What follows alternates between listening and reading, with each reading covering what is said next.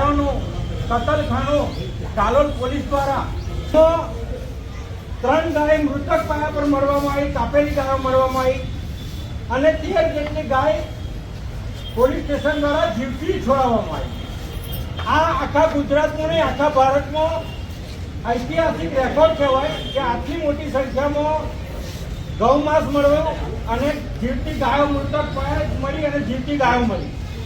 એના માટે આપણે પોલીસને સરાહનીય કામગીરી બદલ આપણે એમને સન્માન કર્યું, કારણ કે આપણે હિન્દુસ્તાનમાં રહીએ છીએ, ભારત દેશમાં રહીએ છીએ, આપણી ભારતીય સંસ્કૃતિ આજે ગુરુ પૂર્ણિમા છે। આપણા દરેક ધર્મના ગુરુઓ અને ભારત દેશના હિન્દુઓ સરકારમાં આજે બહુ મોટા પાયે એક એવી યોજના લાવી રહ્યા છે કે માગણી કરી રહ્યા છે લાગણીથી કે ગાયને એક રાષ્ટ્રીય પશુ તરીકે જાહેર કરવામાં આવે।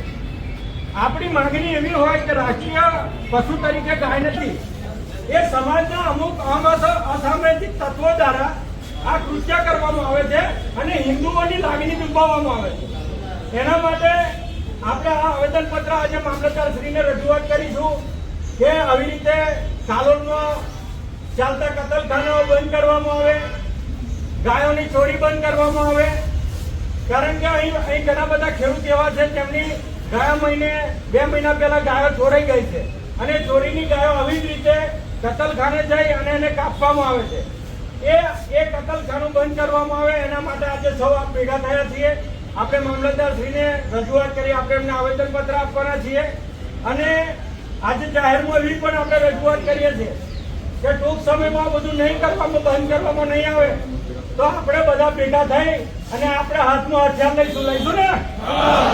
એટલે આજે આપણે મામલતદાર સાહેબશ્રીને રજૂઆત કરીએ છીએ કે અમારી લાગણી અને માગણી આપ સૌ ઉપર પહોંચાડી અને સમગ્ર ગુજરાતમાં, કાલોલમાં નહીં સમગ્ર ગુજરાતમાં ગાયોના કતલખાના દૂર કરવામાં આવે, કારણ કે આપણે તો ગાયને માતા કહીએ છીએ ને, આપણે ગાયની પૂજા કરીએ છીએ। આપણા નજીક ફાગવેલ ગામે એક મંદિર છે સુરવીર ભાથીજી મહારાજનું, એમનો ઇતિહાસ જોઈએ। પોતાના લગ્નના મંડપમાંથી ઊભા થઈ અને ગાયોનું રક્ષણ કરવા જાય છે અને રક્ષણ કરતા કરતા એમનું ધડ કપાઈ જાય છે, માથું કપાઈ જાય છે અને એમનું ધડ પણ તલવાર લઈ અને ગાયોનું રક્ષણ કરે છે।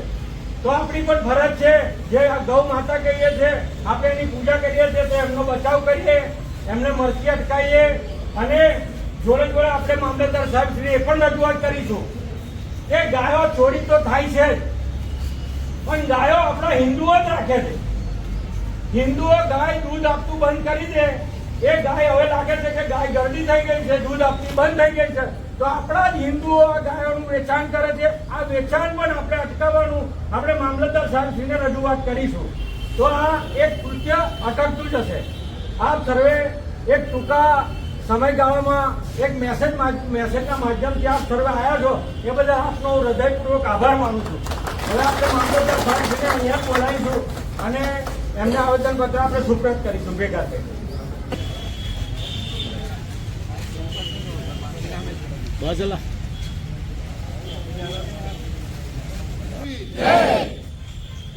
શ્રી રામ, જય શ્રી રામ, જય શ્રી રામ, જય શ્રી રામ। ગૌ હત્યા બંધ કરો, ગૌ હત્યા બંધ કરો, ગૌ હત્યા બંધ કરો। ભારત માતા કી જય।